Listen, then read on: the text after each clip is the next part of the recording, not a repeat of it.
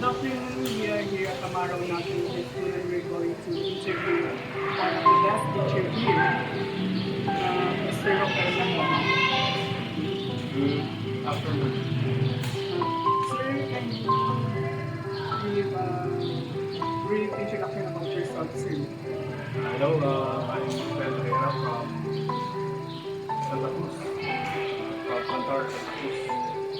Currently teaching. The first question is, how do you consider yourself as a teacher? A. Beginning. B. Developing. C. Profession. Again, I consider myself as beginning, highlighting, it's developing. Why it is developing? On every individual, especially the learners, to adapt what kind of students are they. So to develop yourselves always for the betterment of the students. The number two question, sir, is which of the following have you given much consideration in your teaching? A. Local settings, values, tradition, and culture. B. Global scenario, international developments, or 21st century. Letter C is a local knowledge, values, culture, 21st century, and international developments. I think this letter C is local knowledge, values, cultures, the 21st century skills, international development. Or letters B. I think based from my 23rd year in service as a teacher, I've been teaching 11 years in private school, 12 years here in public school. So I think I consider it as global, letter B,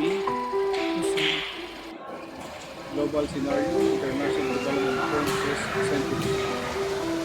Because as the years pass by, as the years go on, so you need to adapt yourself for the development of students.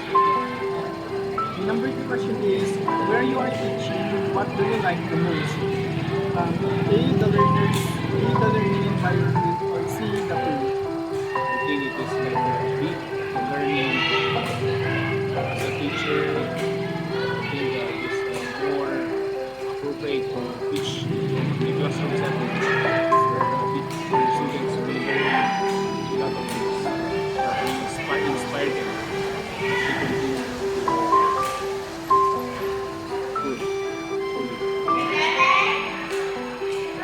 The last question, sir, is number four. How do you consider yourself as a teacher? A. A local, B. A global, C. Or global. I think it is local because I'm teaching in classes public school.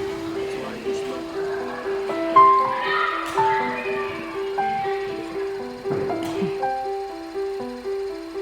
Good afternoon, sir. I am Jaan Patrice Ligaspina. I am here to interview you, sir. Inyati nag-inspired ka mga agbalin nga teachers. My inspiration to become a teacher is kasi nung bata ako talagang pangarap ko na maging isang teacher. Then ayun na nag-grant naman nung pagiging isang TESDA trainer natin for almost 5 years. And ayun, nung bata ako, talagang yun na yung pangarap ko, maging isang ganap na guro. Okay, sir. How do you consider yourself as a teacher, sir? I consider myself as a developing teacher because in the industry of teaching, teacher means to teach and tell right information to your learner or to your students. I consider myself as a developing teacher because day by day you also develop your teaching capacity and you also learn day by day to your learners. Vice versa, they learn from you and also you learn from your students. And Next question, sir. Where are you teaching? What do you like the most? The learners, the learning environment, or the pay? but for me, I'm going to choose the learners because seeing them developing themselves and giving them the opportunity to become a globally competitive one is something that we cannot measure and pay off. Last question, sir. How do you consider yourself as a teacher? Please explain. Local, global, or glocal? Last question, sir. How do you consider yourself as a teacher? Please explain. Local, global, or glocal? Only consider myself as a global teacher because, as I said a while ago, I've been in the industry for almost 5 years. The tourism sector, we focuses on the different true scenarios of our learners for them to be able to know the specific activity or the manageable part of in the field of industry of tourism and beverage also. Thank you very much, sir. Yes, thank you also. Good afternoon, ma'am. Can you tell us about yourself? I'm Mrs. Elizabeth Anmo. I am teaching at Lima Community School and I am already 21 years in service. How old are you? I am 50 years old.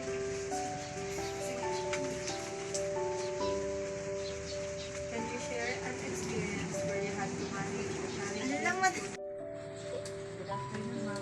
Ano kilala niyo, ma'am? Siya po yung Mrs. Elizabeth Anmo. Age 50 years old. Sabi mo ito pagsusuro. Agisosoro at ito yung school na sa Dikinano, Lima Community School. How many years in teaching? 21 years. As Can you tell us about yourself and your teaching experience?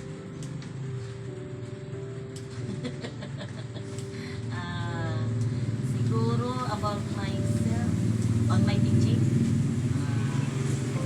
Teaching experience. Teaching experience. Balik ka na. Ma'am, can you share us about your teaching experience as a teacher? I have a lot of experiences as a teacher. Of course, one is siguro yung makikilala mo yung iba't ibang ugali ng mga bata.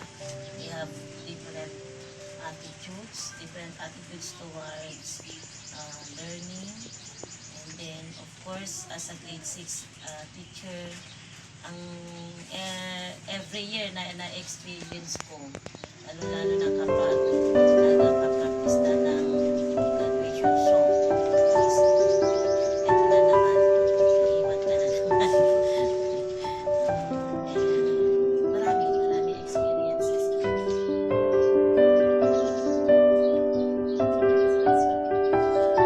Can you share an experience where you had to manage a challenging student behavior? How did you handle it? Siguro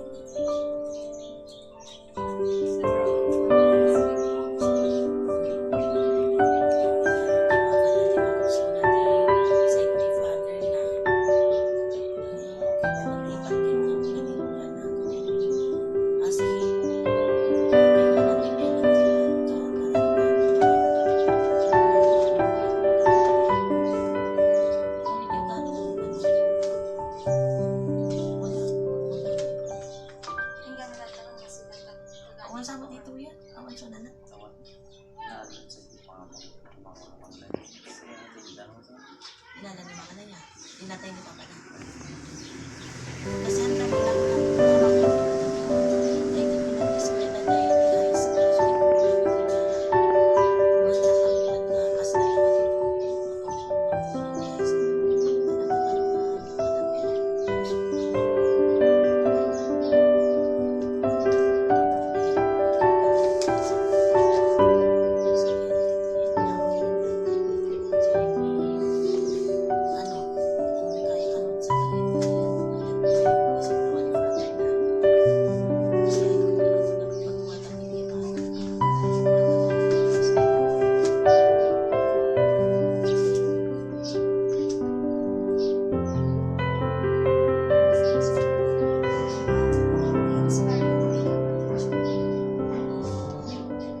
When I was little, kapag nakikita ko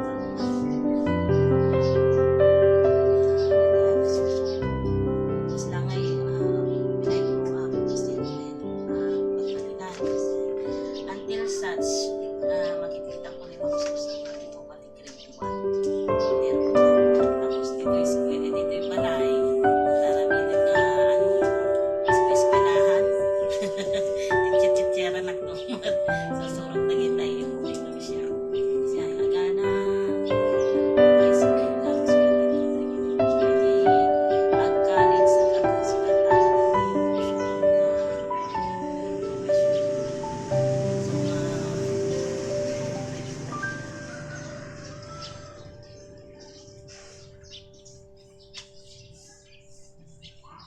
Ma'am, what would you do if students are not paying attention during your lesson?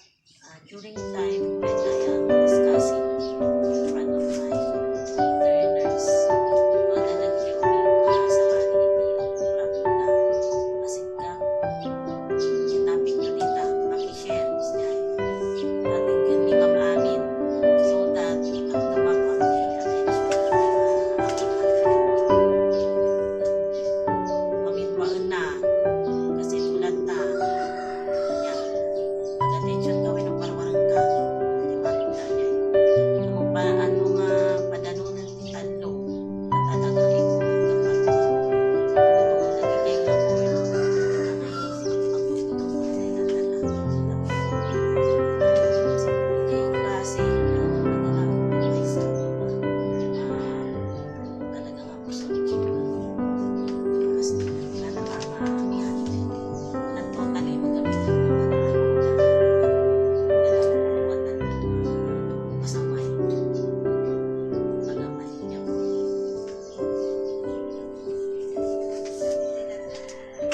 Ma'am, how do you consider yourself as teacher? Please explain.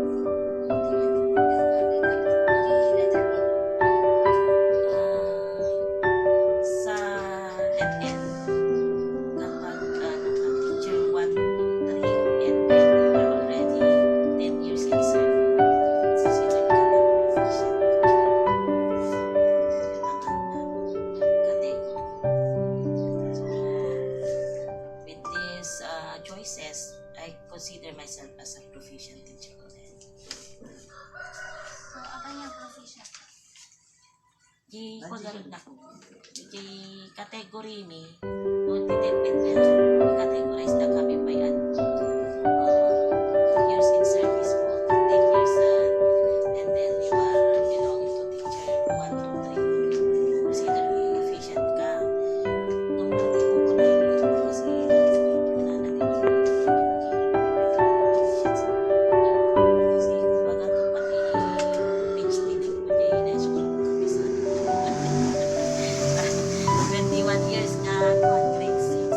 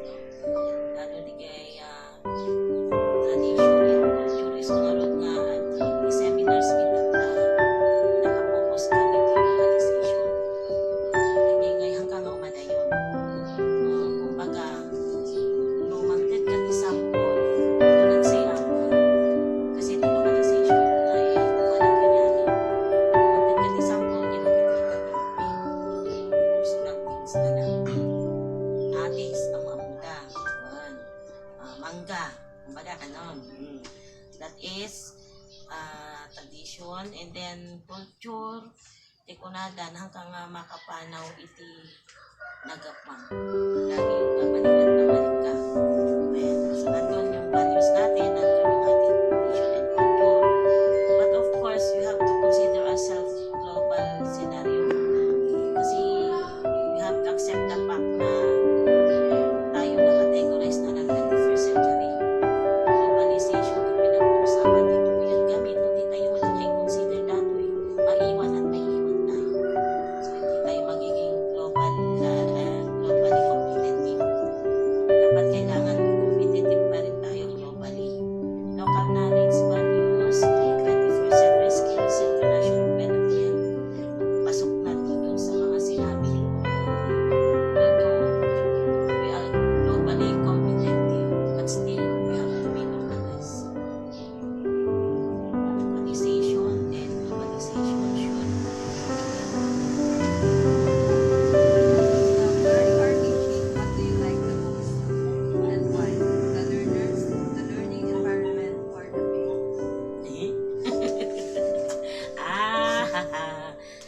siguro ano pa rin lahat, of course. Like ko namin nga doon, nandiyan ano, may bread and na dito kami kuha na kinabuhay din namin araw-araw sa our salary, yung payment. Yan. And then, siyempre, ang learners, sila yung aming baga sa palengke. So, dati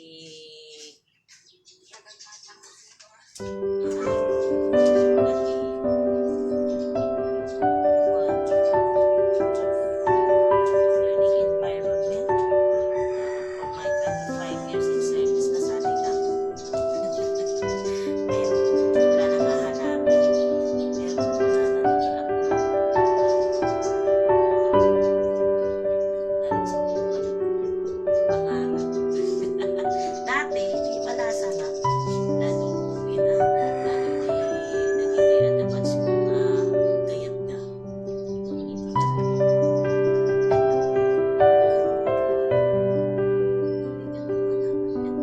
na anyway ko na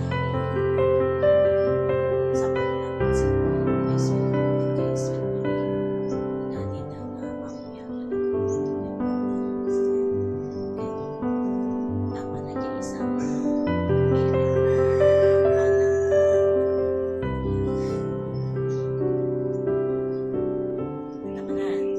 Last question. How do you consider yourself as a teacher? Local. Sa letter C, local. Di ko na naman patayin na locally, ano kami, trained, pero globally competitive. Kasi naka-quantitative that time, localization. Yung still, ada pa rin di kaya kailangan maging globally competitive. Ang paudi nga eh. So, magamit na rin ng mga iba't ibang interventions, kaya gadgets, magulang na globally competitive. TV-TV kami. Taga na nato yun. Flash-flash mila, hindi TV na kita iso.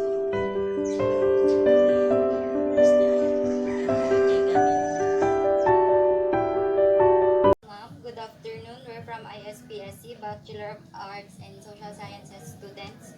And thank you for taking your time to meet us today. Before we start to the main questions, ma'am, could you please introduce yourself first, ma'am? Hello, good afternoon din ako. Okay, I am Ma'am Norilina P. Aguilan. I am already 46 years old. I have graduated last year 2000 at St. Louis University, and I am currently teaching at the Pacac Elementary School. I was hired at St. Augustine School before when I have passed the board exam last 2001. Immediately the following year at 2022, I have employed I was employed at St. Augustine School for 3 years, and then because of the mere salary. I went abroad for 5 years. Then when I came back, I realized that I love teaching. That's why I applied again at different school. But then during the year 2016, that's the time that I was permanently employed at Department of Education at Pakak Elementary School, and now I am currently teaching at grade 3. And that at this year, I am already at my 9 years at the elementary. And that's it. I am holding all the different subjects, starting from English, Aralin Panlipunan, Science, Mathematics, all of them, MAPE, Values Education, or the Edukasyon sa Pagpapakatao. What inspired you to become a teacher, ma'am? Okay. When I was at my elementary age, I have this teacher who inspired me a lot, and I realized that someday I want to become just like her. So when I graduated from high school, I took up education already. What challenges do you face as a teacher, ma'am? Nowadays, as a teacher, of course, just like the other teachers, they are facing or experiencing these students or pupils that are hard up in reading, especially in English, those whom we call struggling readers, and those who cannot catch up immediately with the lesson, especially when you are teaching English or mathematics. They are difficult in bridging because in the elementary level, we use the L1, the L2, and the L3 is the English. Okay?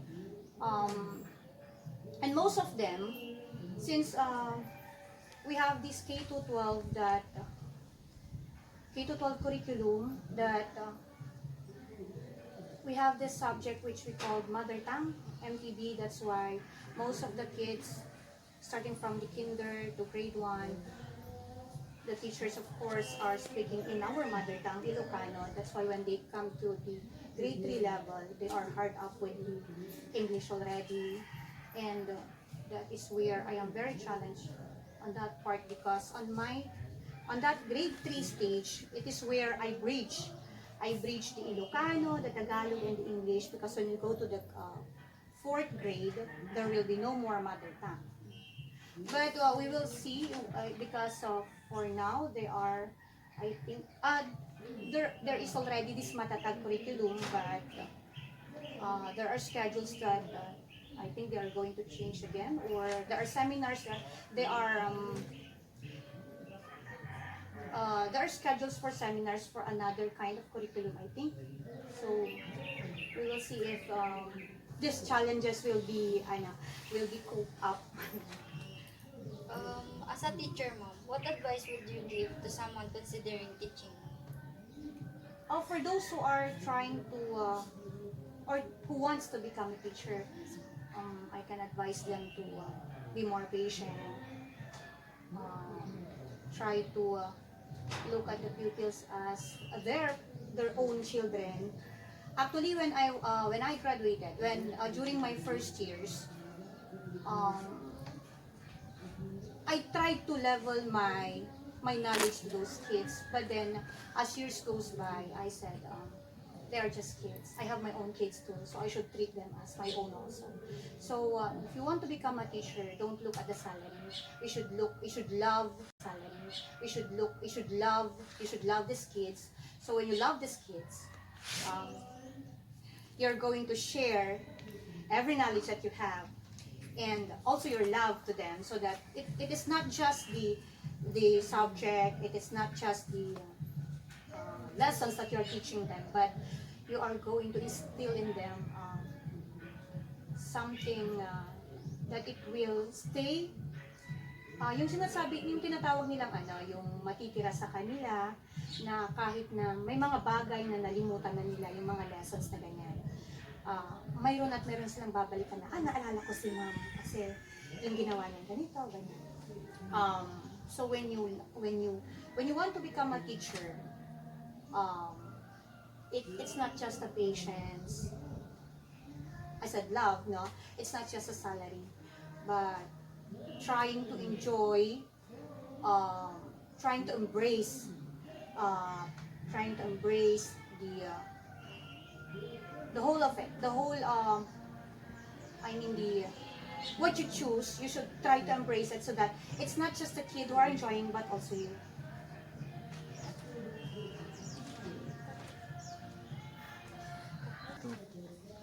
Thank you, ma'am. So now let's proceed to the main questions. Ma'am, do you consider yourself as a beginning, developing, and proficient teacher? Okay. Before I will give my answer, I will start from the beginning because you have three choices, you know. It's beginning, developing, and proficient. From those three, from this paper, from these three choices, I consider myself already as a proficient. Why? Because if you're going to say beginning, you're just a freshly graduate teacher. Or, yeah, beginning, freshly graduate, then yeah, nakapasa ka na sa board and you are freshly employed. You may be somebody who is probationary or nang tawag doon, yung substitute, ganyan. So, beginning ka pa lang doon. Or if you are still on your 1-year journey. Yeah? But when we say developing, you have already consumed your 3 years. Because in that 3 years, developing because you are already gaining insights from your own school, from the whole division where you are, and you have already gained some seminars already, trainings like that. And from that 3 years, after that 3 years kasi, kapag nasa private school ka, yun yung tinatawag na provisionary, yung 3 years. So you are developing from that. Pagka naglagpas ka ng 3 years, sa 4th year mo, doon ka na mapapermanent. Now, from DepEd ka naman, pag DepEd, ganun pa rin naman, pero hindi katulad sa private na mapapermanent ka na agad after yung 3 years mo. Pag sa DepEd kasi, you're going to file ka, and then may line up, tapos may mga interviews and everything. Ganon din naman sa private. But you are going to wait yung sa line up kung kailan ka papasa doon. Kung kailan ka makakapasok, mapapermanent. Because there are a lot of teachers who are, of course, trying to want to be permanent also in the Department of Education. And that's it. I consider myself already as a profession because in the Department of Education and the public school, I am in my 9th year, last January 12, and I have already finished also my master's degree. And from those different years, actually on my first year of teaching in the Department of Education, in the public school, on the year 2016 to 2017, I have shown all my potentials, and doon siguro nila na-discover din at na-discover ko rin yung sarili ko more because my heads, my other co-teachers push me to join contests on the of teachers, contest for teachers, and thank God from the division of Ilocos Sur, I won as one of the most anong tawag doon, yung best demonstration teacher, and also from the region I have already gained those, and from our IPCRF, alam niyo ba yun, yung tinatawag nilang RPMS now, meron kasi yung isang year mag-gain ka ng mga seminars, trainings, and i-excel mo yung sarili mo. And then at the end of the school year, gagawa kayo ng IPCRF, individual performance, basta yung performance mo sa the whole year, iipunin mo lahat yon, and then i-evaluate yun ng master teacher nyo, ng supervisors ng district, and then doon kanya bibigyan ng score, kumbaga, kung gaano ka nakagaling, nasa developing ka pa ba or proficient ka na ba? Yan.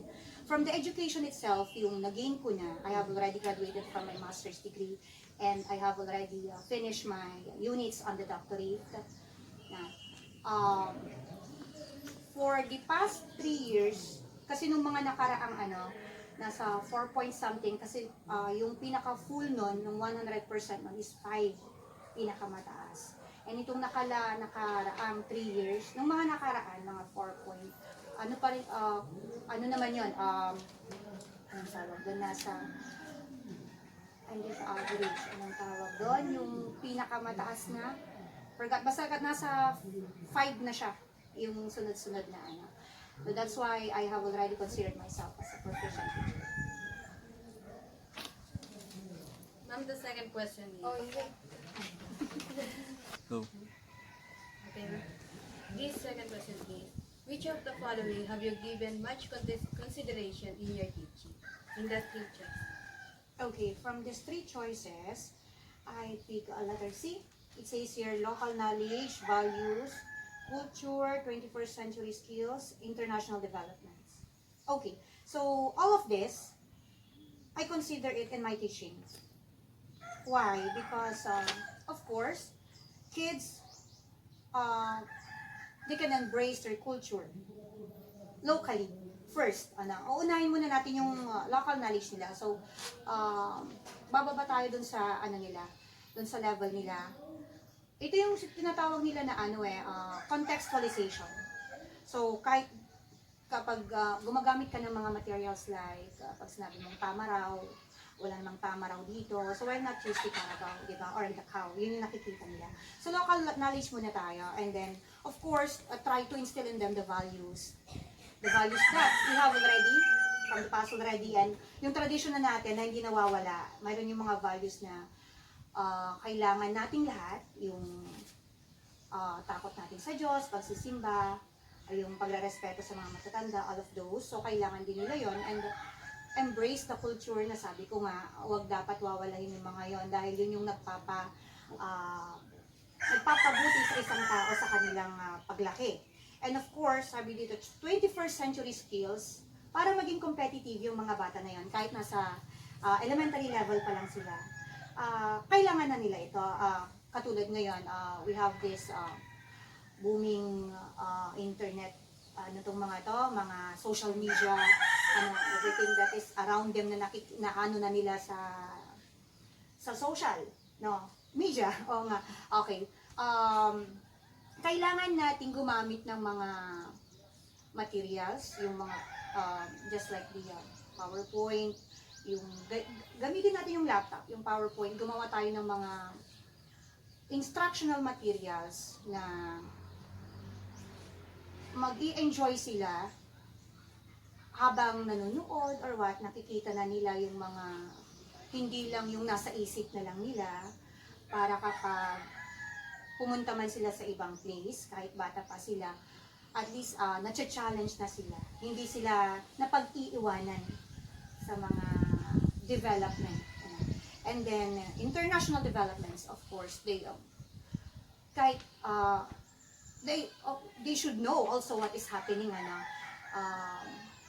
lalo na yung mga bata na, yung mga nag-excel, yung mga outstanding pupils, minsan mas alam pa nila globally yung mga nangyayari actually. So dapat, as a teacher, dapat mas more knowledgeable ka about this international na kailangan na malaman ng isang bata. So, that is my answer. Those are my considerations in my teaching. The third question is, what do you like the most? The learners, the learning environment, or the pay and why not? I like this. Where you are teaching, what do you like the most? Okay. So we have the learners, the learning environment, and then the compensation. Okay. As I have said earlier, when you choose to become a teacher, don't choose the payment or don't think of the payment. Well, syempre, bakit tayo magtatrabaho? Syempre, dahil sa sahod para bubuhayin yung pamilya, di ba? But when you choose to become a teacher, you should choose the learners and then the learning environment. Okay? The learners first. Kaya ka nga naging teacher vocation mo yan di ba? Bakit yung learners? Kasi sila din yung parang bubuhay sa'yo. Sila yung magpapasaya sa'yo. Diba? Sila din yung magbibigay sa'yo ng other knowledge. Nagtuturo ka. May mga matutunan ka din sa kanila. And sabi ko nga kanina, try to treat them as your own. Ganyan. Kasi, I chose the learners kasi actually kapag simula ng school year, yung first day pa lang, pagkagising ko, thank you Lord, this is my first day again for this school year. Pagdating ko sa, ito totoo talaga to, pagdating ko sa school, pagbaba ko, pagka nandyan na sila, nakaline na sila. At pag nandun na kami sa classroom, nakaline, pag nasa classroom na, sabihin ko, Lord, thank you for giving me these kids as my own for this school year. Ganon ako. Kasi alam ko, madami na namang challenges to. Kasi hindi lang iisang sigaw, hindi lang dadalawa or tatatlo, ganyan. Totoo yan, kasi iba-iba sila Iba-iba sila ng attitude. And kapag nasa college ka, papag-aralan mo kasi yon, mayroong subject na kailangan mong matutunan na paano i-treat yung mga bata na iba-iba ang ugali. Pero kapag when we choose the compensation, pagpipiliin mo yung magtuturo ako, magiging teacher ako kasi malaki daw ang sahod, ganyan. Yayaman ako sa pagiging teacher. Actually, sa totoo lang, when you ask other teachers, wala namang himayaman na teacher. That's a fact. Maliban siguro kapag mag-aasawa ka ng isang nakikinig yung husband ko to. Mag-asawa ka ng seaman, engineer na may trabaho, hindi engineer yung engineer na may trabaho, lawyer, ganyan. Yayaman ka. Okay. Meron yung mga teacher na pero nag-abroad. Okay, they choose to go abroad, diba? Kasi nga mas malaki daw ang sweldo. Pero hindi naman sila teacher doon. But nowadays, marami na ngayon, diba? You can go to Switzerland, you can go to Poland, you can go to Japan, you can go to teaching. Teaching yung yung trabaho nila. Ayan, marami na ngayon nagka-hire, diba? Pero mahirap pa rin makapasok. Kailangan madami kang ipapakita na yung mga requirements kailangan mo lahat. Okay? And another one is the learning environment. Learning environment, pinipili ko din yon kasi dalawa yung pinili ko. Kasi kailangan syempre, but actually you can choose where, hindi mo mapipili kung saan kanila ilalagay Pero kailangan, pag nandun ka na, pag ibinigay na sa'yo yung place, dito ka magtuturo, dito ang inilid ni God sa'yo. So you should love your environment. Pakisamahan ng mga co-teachers, parents, and yung sa talagang parents and your co-teachers. So, iba-iba kayo ng ugali. So, dapat maging wide yung pasensya mo, i-open yung mind mo, kasi may mga teacher na iba din yung approach nila, ganyan. But you have to embrace everything, yung environment mo, yung teacher, para mas maging magaan, para mas maganda ang pagtuturo. Yan, mawala yung stress. Yes. I always tell myself, kapag nai-stress ako, anong tawag ko doon, yung love stress, pero love stress, hindi naman, may tawag ako doon kaya palagi kapag nai-stress na ako, para sa akin, challenge lang yun. Pero kanina nakakatakot yung stress, kaya minsan babaliwala lang para hindi ako ma-stress. I just look at my kids, kahit kapag meron ako napapagalitan. Pero hindi ako yung salita lang ganyan. But at the end of that day, inuuna kong pinipili yung learners kasi at the end of the day, hindi ko sila pinapauwi na hindi ko sila nakakausap ng maayos. Ayoko ng umuwi sila na. That's why they always say, bye-bye ma'am, mag-bless sila. I love you ma'am, bye-bye. Yung ganun lang talaga nakakaano na sa puso sila. Okay. The fourth question, ma'am, is how do you consider yourself as a local teacher? Okay, so eto naman, sa dami na nang sinabi ko kanina, it is already there actually. Okay, I consider myself as mayroon siyang local, global, and then local So, kanina inisip ko, what is this glocal? So, from that word, glow and cal, naisip ko, globally and locally. Ayan. So, globally and locally, that is, I consider myself, okay? Because, syempre, we are in the Philippines. Uunahin natin yung scenario natin dito. Embrace muna natin yung dito sa atin. Tuturo muna natin kung ano yung mga local things natin. From the lesson, tawag natin, i-instill muna natin doon yung mga nakikita nila talaga. Yan. Kung ano yung pinaka-basic, doon muna tayo. And then of course, globally, let them be competitive. Sabi ko nga, ako globally din naman ako kasi I'm trying to kung ano yung mga seminars, everything, kahit region man yan, division man yan. Kung ma'am, punta ka dito, ikaw yung pinakailangan dito, maki-seminar ka ganyan. So I embrace it. Ang tawag dito, pinapakita ko pa rin yung best ko sa doon sa seminars kasi during seminars kailangan pa rin naman nila yung meron silang mga na-awardan, you are active in that seminar, ganyan, you are sharing your ideas, ganyan.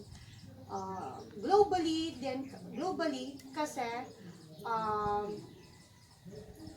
because of the social media, marami ka na rin natututunan, hindi lang nakikita sa TV or narinig sa radyo.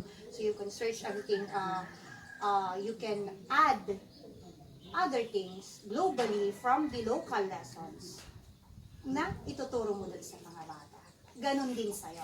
So kung ano yung pinapag-aralan mo, try to teach also to the children. Okay. Okay, ma'am, thank you for answering all our questions, ma'am. Thank you. That's all po. Okay. Thank you very much also, Adinko. I have learned also from you, from this one. Bigla akong, nag-throwback. Okay, thank you very much. Picture tayo. Ayun, ako